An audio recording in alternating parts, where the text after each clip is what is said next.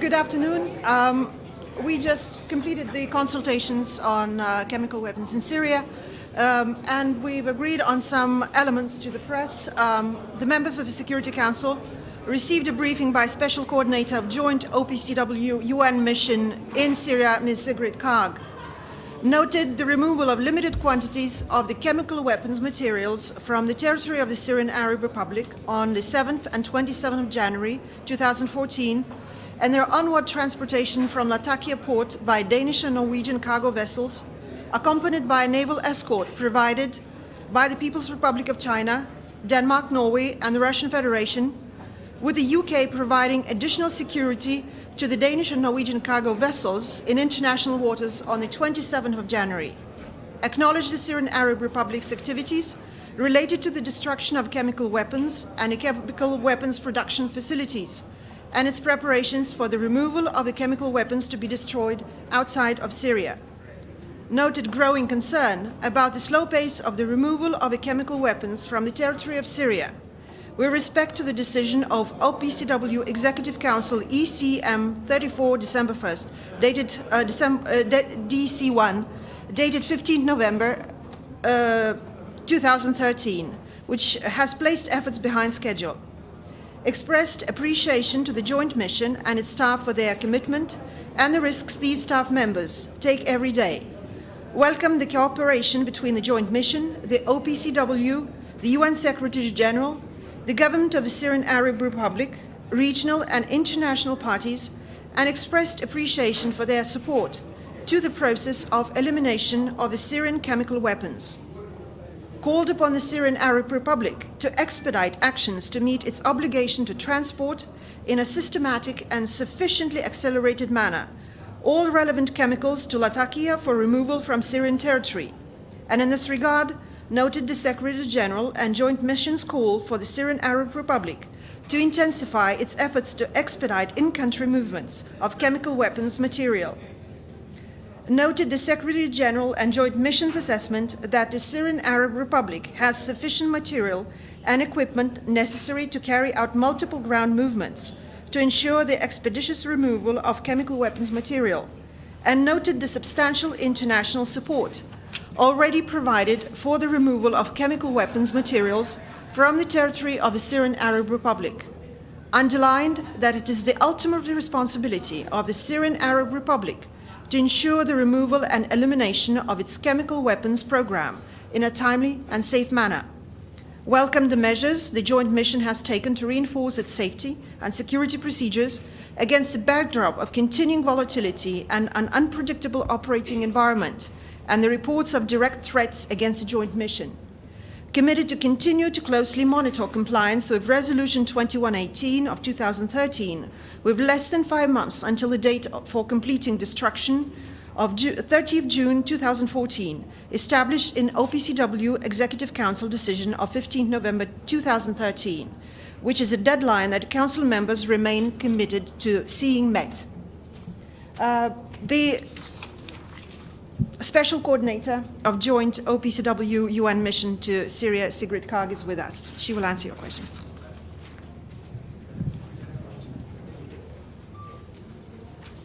Indeed, the President of the Security Council has spoken. I can only add that we've had a very sound and very interactive dialogue. A number of specific questions were raised.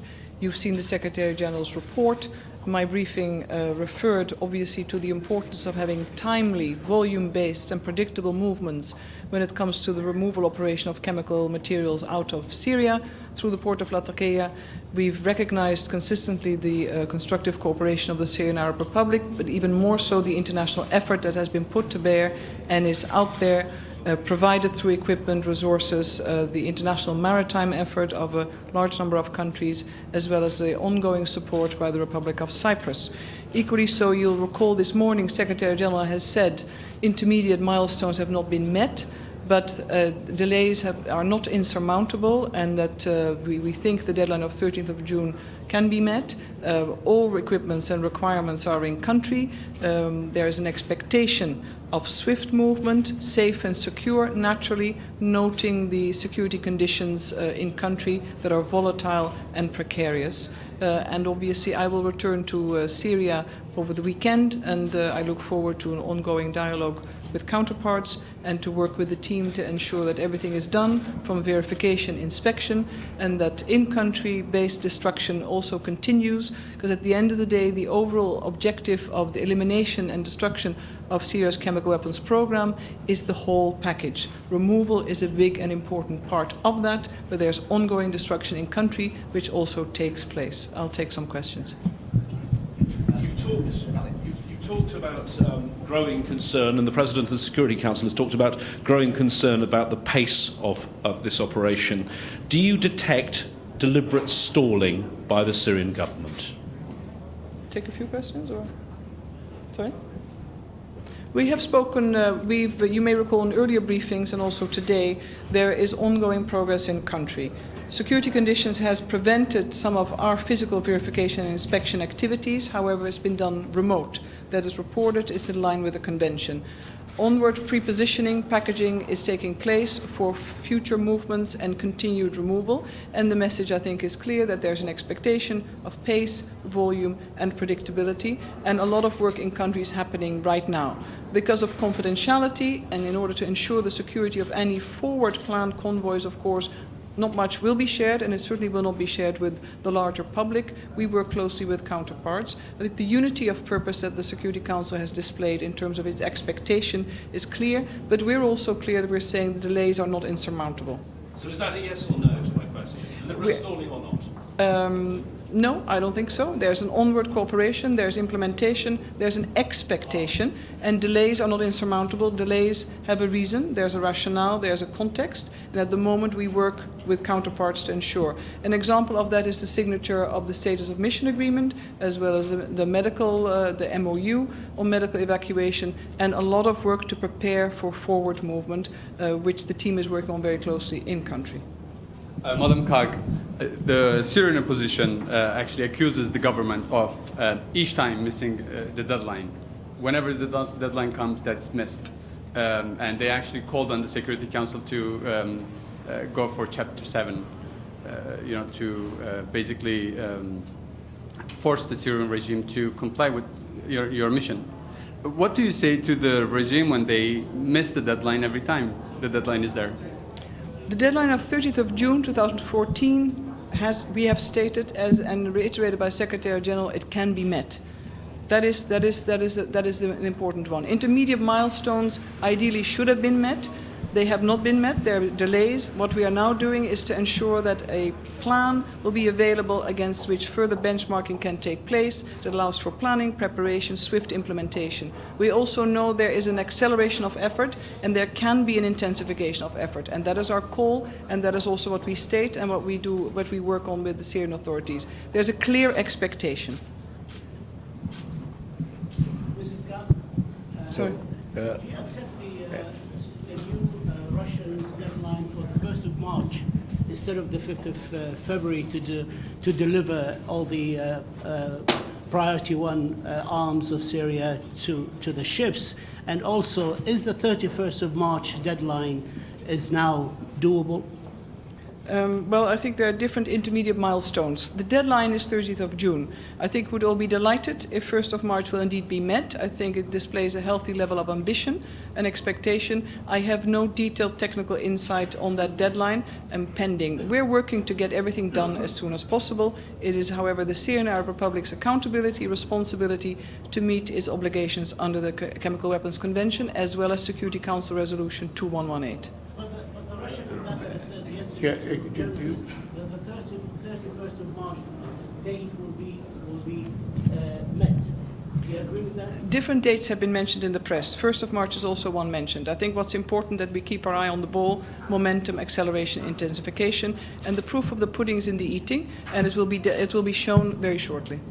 Madam, if you believe that, in fact, this is not being delayed deliberately by the Syrians, then in that case, what is it that you want the Syrians to do at this point in time to mitigate your concerns about this delay in this destruction? Well, our message is clear also in the statement to the Security Council. It is demonstration of volume, intensification of effort, predictable plans that we know what's coming the next few weeks, and obviously an expectation to pick up the pace and all that is feasible, because it's a joint mission assessment that most of the requirements that are needed to implement this operation successfully are in country. So it's, the security situation, of course, is always a factor of concern, particularly with the nature of this type of operation and reported attempts or plans of attacks. However, the joint mission does not have an independent view on those sources of information. What we are calling for is an expectation of delivery and timely implementation.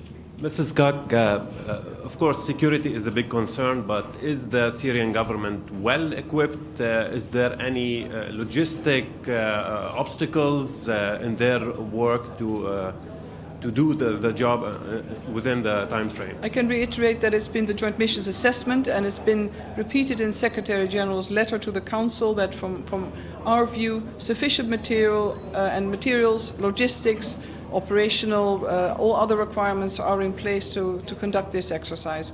The Syrian authorities have identified themselves additional security-specific items which will not be provided by most members of the international community. It is their decision, it is their call. Reports that only 5% of the at least identified chemical weapons stockpiles have actually been moving toward destruction or elimination. I mean, 5%, is that figure reasonably accurate? I don't think it's helpful to engage in a numbers game, because if you look at the statistics of overall destruction and elimination, the numbers would look different. I think the 5% number was cited in regard to removal out of country. However, with ongoing destruction that is taking place as we speak of a certain chemical agent inside country, then the percentages change. Planned movements, for instance, going forward in future, in the not too distant future, would also increase the statistics. It would change it quite considerably. So I think it's better that we, as a joint mission, OPCW and UN, look at a direction of travel, a plan, and assess progress accordingly. Numbers don't lie, but you have to know what you're counting. And if I may give you an example, mustard is only 1.5% of the chemical weapons sort of arsenal that was available. It is, however, the most harmful chemical agent. Once that gets removed for onward destruction, a significant harmful agent is out of country. What I'm saying is it matters, we monitor it, it is important. However, we expect and we expect and we demand significant progress that will change any form of statistics. At the moment, I don't want to engage any further on this question. Thank you. The Syrian government said that 2 of its weapons storage sites were attacked in early January. And I'm wondering, have you been able to see if that's the case? Would that present any dangers? And also, do you have any financial update? I know each time you've come, you've said that there'll be, I know that Canada gave some funds, but have pledges been met? And is there going to ever be a kind of a comprehensive listing of who gave what, who came through, and who didn't? Yeah, it should have been on the website. Actually, before I came, because I knew you were going to ask the question, I said, has it been there? It is available. I don't know why it hasn't been posted. So that's you should be seeing that very shortly. When it comes to resources available, I think certainly the operation is currently well financed. I think what is a concern in any of the delays that participating member states internationally, particularly from the maritime effort, would incur additional cost, and of course that is not acceptable to them. And we of course want to make sure that any member state that is contributing feels that the money made available, direct, indirect, is well spent. And we spoke of that also in the Council.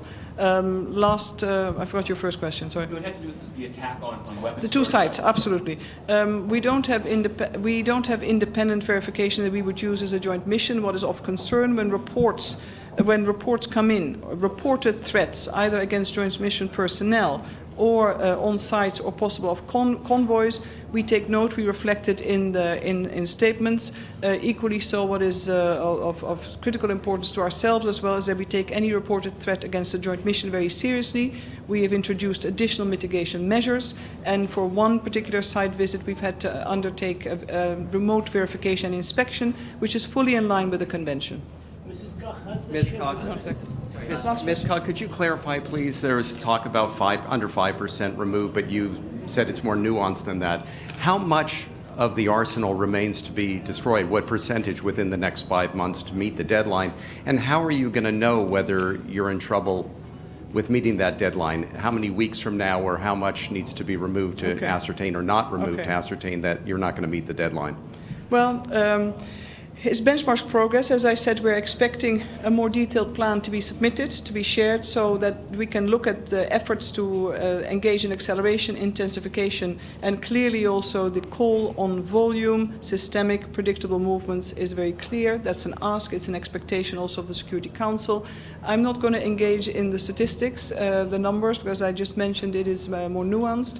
The Syrian Arab Republic is accountable to the Chemical Weapons Convention and to Security Council Resolution 2118. So it has to meet its commitments.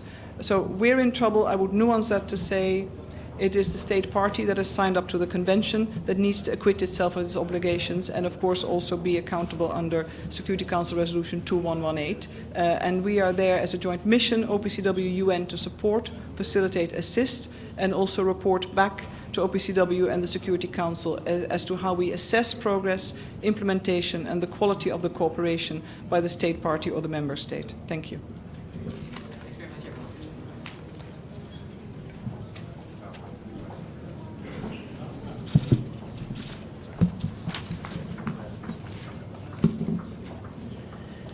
So as you know, we just received a useful briefing from Special Coordinator Cog. Ms. Cog confirmed what has become increasingly clear. The Assad regime has fallen behind in complying with its international obligations to remove chemical agents and precursor chemicals from its soil. The Secretary General himself has affirmed that new equipment is not needed and that the Assad regime has the capability of eliminating the weapons stockpile. So let me be clear. The Assad regime must immediately take the necessary steps to fulfill its obligations under the Chemical Weapons Convention and UN Security Council Resolution 2118. We know the regime has the ability to move these weapons and materials because they have moved them multiple times over the course of this conflict. It is time for the Assad government to stop its foot dragging, establish a transportation plan, and stick to it. We urge all member states with influence over the regime to persuade it to move forward with the transportation phase. The rest of the international